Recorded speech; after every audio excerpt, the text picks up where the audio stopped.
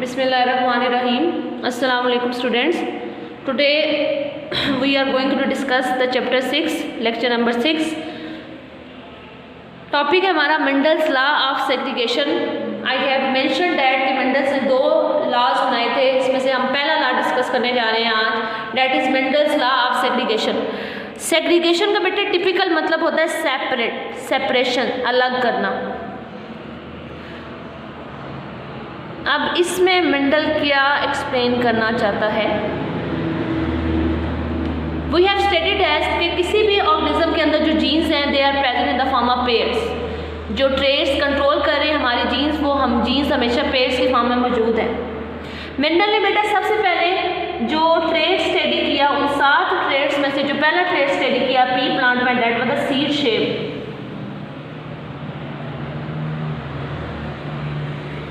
और seed shape में हमने इनके कंट्रास्टिंग पेयर मेंशन किए थे. राउंड जो थे हमारे पास थे डोमिनेंट, और जो रिंकल्ड थे दे वर द रिसेसिव.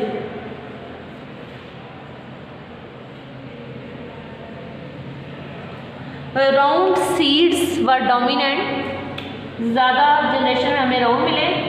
और रिंकल का मतलब होता है irregular, irregular type of the seed. Seed shape discuss किया. राउंड को कंट्रोल करने वाली, फॉर एग्जाम्पल मैं कहती हूँ जो जीन्स हैं पी प्लांट के अंदर, जीन्स अभी मैंने कहा कि पेड़ की फॉर्म में होती हैं, तो ये है जी capital R, capital R because round is a dominant character, इसलिए मैं इसको कैपिटल से प्रेजेंट कर रही हूँ. और बेटा रिंकल रिसेसिव कैरेक्टर है, इसलिए इसको मैं स्मॉल से प्रेजेंट कर रही हूँ, स्मॉल आर से. जब मेंडल ने एक organism that was for example मैं कहती हूँ राउंड, मेल ऑर्गेनिज्म है राउंड और फीमेल ऑर्गेनिज्म है मेरे पास रिंकल्ड. जब राउंड ऑर्गेनिजम्स को रिंकल्ड ऑर्गेनिजम्स के साथ मैट करवाया गया, क्रॉस करवाया गया, इंटरब्रीड करवाया गया, रिप्रोड्यूस करवाया गया, तो इस केस में हम बेटा इस क्रॉस में हम क्या करें, एक ही करेक्टर को पढ़े ना, उसके करेक्टर का क्या नाम है, सीड शेप. तो मेंडल ने इस क्रॉस का नाम रखा जी मोनो हाइब्रिड क्रॉस. मेंडल ने अपना पहला नाम मोनो हाइब्रिड क्रॉस से वेरीफाई किया. ऐसा क्रॉस, मोनो का बच्चे क्या मतलब होता है एक, हाइब्रिड मतलब इंटरब्रीड करना, मिलाप करना. ऐसा क्रॉस जिसमें एक ही ट्रेड को स्टडी किया जाता है, इसको हम कहते हैं मोनो हाइब्रिड क्रॉस. और हम जो ट्रेड स्टडी कर रहे हैं वो कौन सा है हमारे पास, सीड शेप. तो चलें जी हम क्रॉस जरा बना के देखते हैं. हमारे पास बेटा राउंड कलर के जो राउंड सीड शेप जो ऑर्गेनिजम्स थे, मेंडल ने उसका क्रॉस करवाया, उसको इंटरब्रीड करवाया रिंकल्ड सीड शेप से. अब हमें पता है कि जब ऑर्गेनिज्म बेटा रिप्रोडक्शन में इन्वॉल्व होते हैं तो देन उनके सेक्स सेल जो है वो क्या करते हैं, अंडे अंदर वो meiosis and they form the gametes, वो गैमीट्स बनाते हैं. तो इससे हमारे पास जो है वो गैमीट्स बनेंगे. कौन कौन से गैमीट्स बन रहे हैं, कैपिटल आर, कैपिटल आर. जब भी बेटा गैमीट्स बनते हैं तो ये इसी जीन पे जो अलील्स हैं वो आपस से सेपरेट हो जाते हैं. We have studied as the partner of the genes are called alleles. तो जब भी ये गैमीट्स बनाते हैं, whenever their gametes formation occur, जब भी गैमीट्स बनते हैं तो अलील एक दूसरे से सेपरेट हो जाते हैं. अब इसके भी ज़रा अलील सेपरेट करें, स्मॉल आर, स्मॉल आर, ये भी आपस में सेपरेट हो जाएंगे.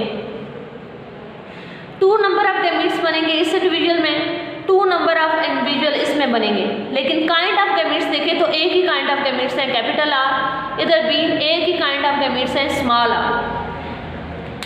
तो नेक्स्ट जनरेशन में बेटा जी क्या होता है कि सेक्सुअल रिप्रोडक्शन में आप जानते हैं क्या होता है कि गैमीट्स आपस में क्या होते हैं, फ्यूज़ हो जाते हैं, आपस में मिल जाते हैं.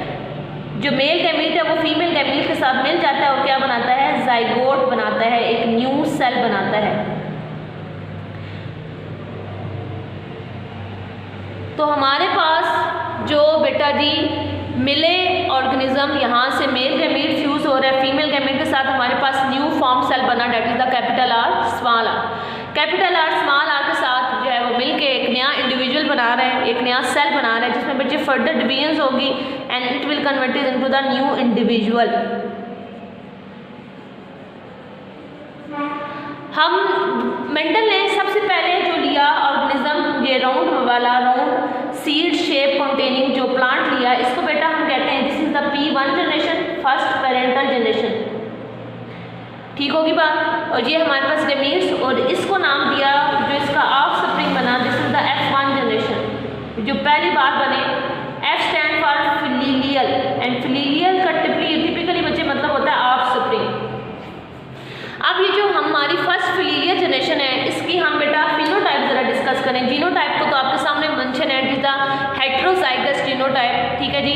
पेरेंट हमारे पास होमोजाइगस राउंड था और होमोजाइगस रिंकल था। होमोजाइगस के लिए एक और वर्ड हम यूज करते हैं अपने क्रॉसेस में, that is the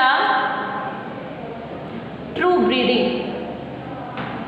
true breeding का बेटे मतलब होता है होमोजाइगस। तो हमने ट्रू ब्रीडिंग राउंड वाले को क्रॉस करवाया ट्रू ब्रीडिंग रिंकल्ड वाले के साथ, तो हमारे पास हेटेरोजाइगस ऑर्गेनिज्म आया। और बेटा इसकी फिनोटाइप क्या होगी? राउंड।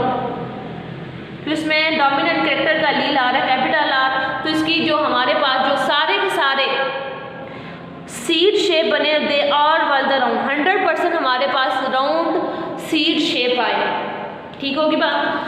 अब हम बेटे इसी F1 को इसी F1 के साथ क्रॉस करवाने जा रहे हैं। पहले हमने क्रॉस फर्टिलाइजेशन करवाई राउंड और रिंकल की, अब हम इसकी सेल्फ फर्टिलाइजेशन करवा रहे हैं। F1 को F1 से ही क्रॉस करवाने जा रहे हैं, मतलब कैपिटल R को स्मॉल r से ही cross, capital R small r को कैपिटल R स्मॉल r से ही क्रॉस करवाने जा रहे हैं। तो देन हम शो करेंगे, देन हमारे पास क्या रिजल्ट्स आते हैं। लेकिन इससे पहले हम थोड़ा सा लॉ को एक्सप्लेन करें कि मेंडल लॉ ऑफ सेग्रीगेशन में वो क्या बताना जा रहा है। Mendel has stated that, Mendel ने मेंशन किया कि विद इन एन इंडिविजुअल, एक इंडिविजुअल के अंदर जो जीन्स हैं, एक इंडिविजुअल के अंदर जो जीन्स हैं, they always present in the form of pairs, वो पेयर की फॉर्म में मौजूद होते हैं। During the gamete formation their alleles will be segregate from each other, their alleles will be separate from each other. जब इन individual से gametes बनते हैं, when they undergo the meiosis, तो इनके एलील एक दूसरे से सेपरेट हो जाते हैं।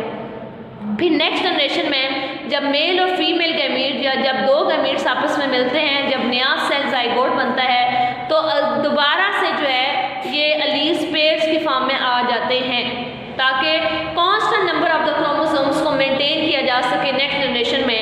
पी प्लांट से प्रोड्यूस होने वाला जो प्लांट है, it must be the P plant, that is the character of its DNA. तो दिस इज द सिंपल सा लाया बेटा, किसी भी इंडिविजुअल के अंदर जो जीन्स है, they are present in the form of pairs. Whenever they undergo the gamete formation, their allele will be segregate separate from each other. When at the next stage in the next generation they fuse with each other, they form the new individual that have the genes, that have also the genes in the form of pairs. अब हम बेटा अपने next class की तरफ चलते हैं। अब हम F1 को F1 से ही क्रॉस करके देख लेते हैं कि क्या रिजल्ट्स आएंगे।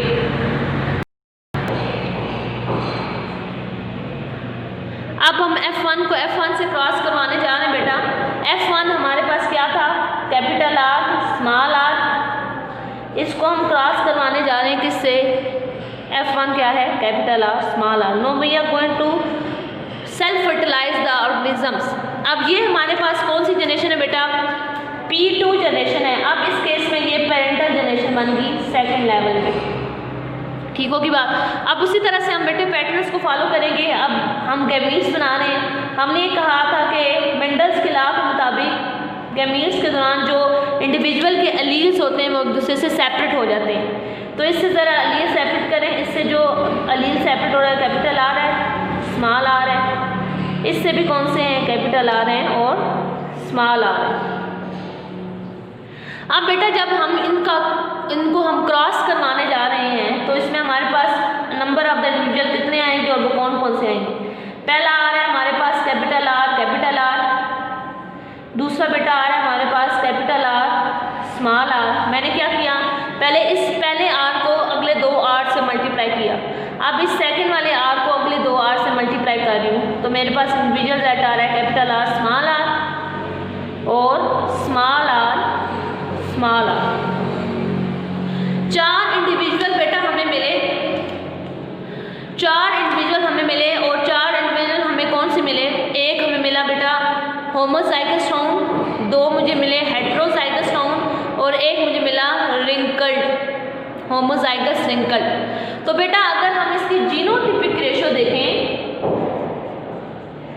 अगर हम इसकी जीनोटाइप की रेशो देखें, जीनोटिपिक रेशो देखें, तो जीनोटाइप के लिहाज से देखें तो कैपिटल आर वाला आपको कोई और नजर आ रहा है? नो, 1 ही है। कैपिटल आर स्मॉल आर वाला कोई और नजर आ रहा है? यस, 2 हैं। और स्मॉल आर वाला 1 ही है। तो जीनोटिपिक रेशो बेटा हमारे पास क्या है? 1:2:1। लेकिन अगर बेटा हम फिनोटाइप के लिहाज से देखें, दिखने में ये सीड शेप कैसे होंगे, तो बेटा अगर हम फिनोटिपिक रेशो देखें तो इसकी क्या होगी फिनोटाइप? ये राउंड होगा, ये क्या होगा? ये भी राउंड है, ये भी राउंड है, ये बेटा होमोजाइगस राउंड है, ये दोनों हेट्रोजाइगस राउंड है, और ये क्या है? रिंकल्ड है। तो 3 बेटा हमारे पास क्या आ गए? फिनोटाइप के लिहाज से राउंड, और 1 हमारे पास क्या आ गया? रिंकल्ड। तो ये बेटा हमारे पास कौन सी जनरेशन है? ये हमारे पास F2 जनरेशन है, सेकंड फिलीनियर जनरेशन है। उसकी जीनोटिपिक रेशो हमारे पास आई है 1:2:1, और हमारे पास आई है नेक्स्ट फिनोटिपिक रेशो 3:1। क्लियर हो गया? अब इसी क्रॉस को बेटा, ये जो सेकंड F2 वाला जनरेशन वाला क्रॉस है, इसको अगर आपको इस तरह से समझ नहीं आ रही, अगर आप कंफ्यूज हो रहे हैं इसको किससे मल्टीप्लाई करना है, उसके लिए एक साइंटिस्ट था, एक नया तरीका उसने बताया था। वो कौन सा है? वो अब हम पढ़ते हैं। गैमीट्स मेरे पास बने हुए हैं P2 जनरेशन के। एक साइंटिस्ट था बेटा, पुनेट नाम का एक साइंटिस्ट था, जिसने ये बताया कि आप जो है अगर नंबर ऑफ गैमीट्स ज़्यादा हो किसी इंडिविजुअल में, तो आप किस तरह से उसको डिज़ाइन करके पॉसिबल नंबर ऑफ इंडिविजुअल्स हासिल कर सकते हैं। उसका ये तरीका था कि you have to construct a table. आप एक टेबल कंस्ट्रक्ट करें, एक इंडिविजुअल के गैमीट्स अपर साइड पे रखें, और दूसरे इंडिविजुअल के गैमीट्स आप बेटा लेफ्ट साइड पे लिखें।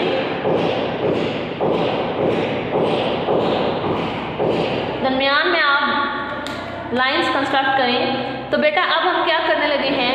अब इस आर को, ब्लैक वाले आर को इस आर से मल्टीप्लाई करें तो हमें ये ऑब्टेन होगा। इस आर को इससे ऑब्टेन करें, capital R small R small R, then इस आर को small R small. Same results हमें नजर आएंगे बेटा।